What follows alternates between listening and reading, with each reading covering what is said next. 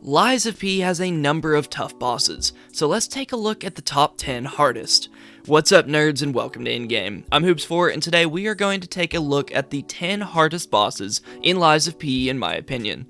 Now I have played through the game normally and on New Game Plus, so I've had 2 good chances to get a feel for all the bosses and properly form an opinion on how tough they are. Just remember these lists are completely subjective and are based on my experience. Your opinion may be totally different and it's all based on experience, build, playstyle, skill, and other factors, so let me know your list down below.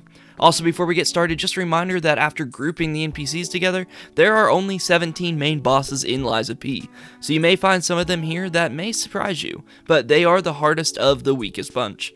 With that out of the way, let's go ahead and enter gaming.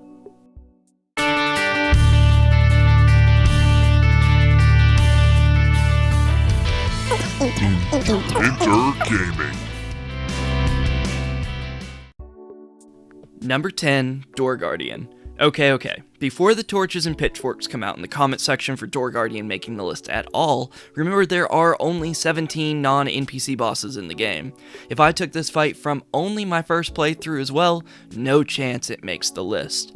But New Game Plus made this thing a pain. The gimmick remains the same. Yes, bash the exposed lower leg, Tower Knight style until he tumbles, but there's a big problem here. Shock is still an atrocious status effect that renders you nearly useless as your stamina recovery moves at a snail's pace.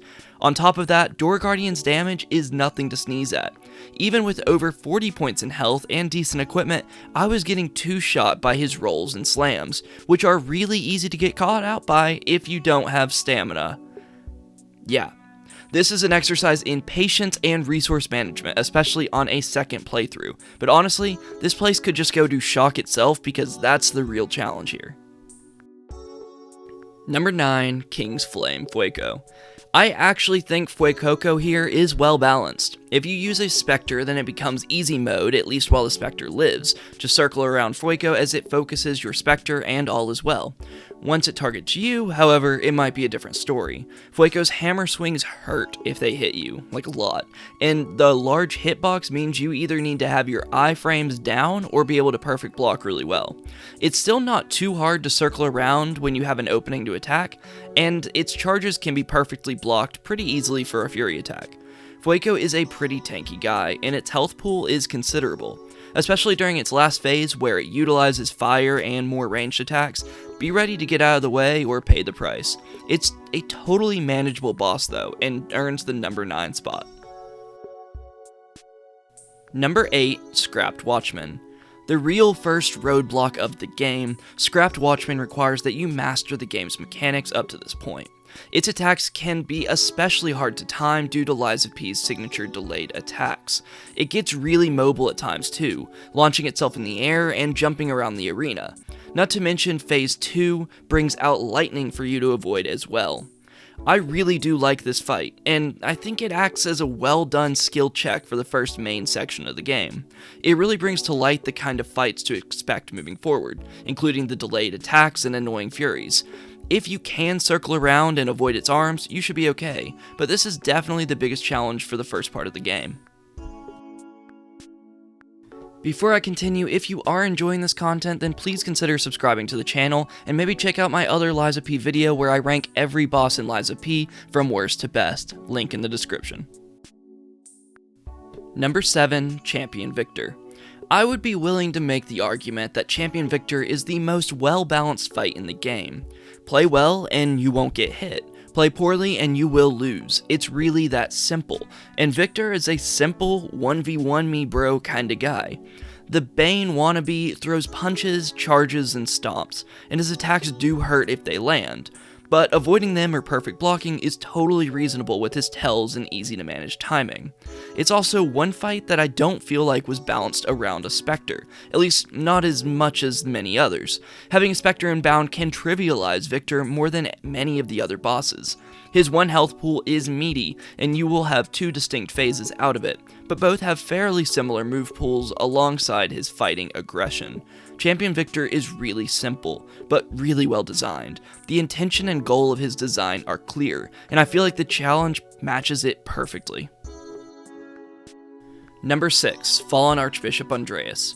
First of all, I love the design of this boss. Secondly, it's not as challenging as I would have hoped. Yes, it has 2 long phases, and yes, it has some annoyances like being able to decay you, but it's really not that bad. Phase 1 is only the monster, and its attacks are pretty standard. It swipes with its front legs, uses its tongue to slap you around a bit, and charges if you get too far away. Really standard stuff, and it's all pretty easy to dodge or block. Second phase does add more challenge if you get stuck on the Archbishop side. While the monster side stays mostly the same as phase 1, the Archbishop side is even more aggressive as he swings his staff around wildly and he can land some really painful hits. He is pretty unpredictable as well. One thing I will say is that if not for decay and RNG, I'm not sure Archbishop would even be this high on the list. Archbishop is also the first on the list where I feel like mentioning RNG really matters, because if you get lucky on his moveset and can move over to the monster side and stay there, it's smooth sailing, but poor RNG can make this fight a lot worse during the second phase. Number 5, King of Puppets. King of Puppets has the most unique division between phases in the game. The first phase sees you fight a large king puppet that dances around the opera house swinging its massive arms around. Later on, it turns its hands into turbines to add some wind attacks. This fight is super fluid, and if you need, then the Spectre can really make this phase a lot easier, allowing you to circle around the king and do massive damage until he tumbles. He also has an annoying fury attack and a diving attack that includes a delayed arm swing that can really catch you off guard if you're not ready for it. Phase 2 is a 1v1 with Romeo, the King of Puppets. His scythe hurts as he dashes and leaps around you looking for opportunities to pounce. The nice thing is that Romeo has pretty clear windows on when to attack, and he can be staggered and malfunction pretty easily. However, considering the resources spent between the 2 phases, and having to adjust your playstyle mid-fight as he shifts from a beast boss to humanoid, it can be really challenging overall. Number 4, Simon Manus, Arm of God. I think this is definitely a turning point in the list in terms of we are now at some really difficult bosses. Potentially the final boss of the game if you wish, Simon Manus is to me the least difficult out of these final 4 places. Both phases have some similar attacks, typically to do with swinging his massive hammer around. That's nearly all of phase 1, and it's pretty manageable to circle him and get some damage in, and I found that it's not all that hard to dodge through his swings. Phase 2, however, is a beast. On top of these high damage hammer swings, Simon Manus, Awakened God, has a variety of distortion spells, wind attacks, and ergo strikes from the sky. He even has a kind of signature attack where an Arm of God touches down, causing a massive shockwave that can wreck your health bar. Yet again, RNG can play a big role in this fight, especially in phase 2. Get an unlucky roll and you will be hurting from some of his high damage moves. Number 3, Green Monster of the Swamp. Maybe debatable to have Green Monster this high, but I really think this fight is tough as nails and easily one of the most RNG reliant bosses out there. The 2 phases here are pretty unique, and they have a massive variety in the move pool that means you won't know what's coming next. Decay will be coming at you the entire time though. He can spray nasty gunk over half the arena, and can go untouchable underground. There is one Decay attack in particular that will melt your health bar as he whacks you with his tentacles 1,000,000 times in a second. Phase 2 also utilizes a lot of the scrapped Watchman's already tough moveset, including his Fury attack. There is so much to watch out for in this fight, and Green Monster can kill you in so many ways it's not even funny. The RNG on this boss is so important, and I really believe it takes a top 3 spot here. Number 2, Laasia the Complete. For a long time when thinking about this list, I thought Laasia would take the number 1 spot easily. And it almost did, and on another day, maybe she would.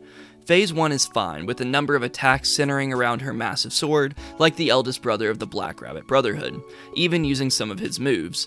There are glimpses of lightning in her moveset at this point, but that's about it.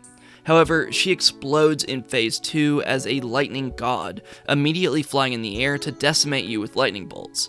Luckily, these bolts can be pretty easy to deflect back at her for considerable damage. The biggest problem I find with Laasia is not being able to hit her. She dashes around so much and flies up in the sky every now and then, it's kind of luck of the draw if she gives you moves where you can actually attack after. And if you get hit by anything, you're gonna need to heal up because she hits hard. Like I said, on another day, Laasia may be the top dog, but after my New Game Plus playthrough, I had to crown a different king. Number 1, Nameless Puppet. Nameless Puppet is so difficult. In my opinion, it is the hardest boss in Lies of P, and it's fitting that it's an optional final boss because it is so freaking hard. The developers even included an option to just go ahead and give up your heart if you change your mind about challenging Nameless. Phase 1 goes as smoothly as possible, and if you can memorize the attack patterns, there are some great windows to perfect block and build up stagger to deal massive damage. Phase 2 is a nightmare. The Nameless Puppet flies around the arena, and good luck trying to get a hit in. Especially on my New Game Plus playthrough, this boss was so incredibly difficult, and way worse than the first time around. I needed every trick in the book to deal damage to this thing. It will depend on your build and playstyle, but I think no matter how you slice it, this boss is going to be near the top of the difficulty charts, if not taking the top. There are not many good ways to tackle the Nameless Puppet, and its Phase 2 will slice you and dice you unless you are prepared to get good.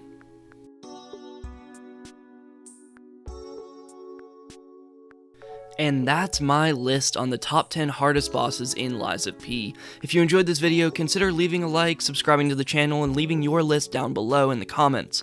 Also consider checking out my other video on ranking every boss in Lies of P from worst to best. I'm Hoops4, this is Endgame, and I'll see you nerds on the next one. Peace. Thank you for watching, right here on Endgame. Be sure to like, comment, subscribe for more content.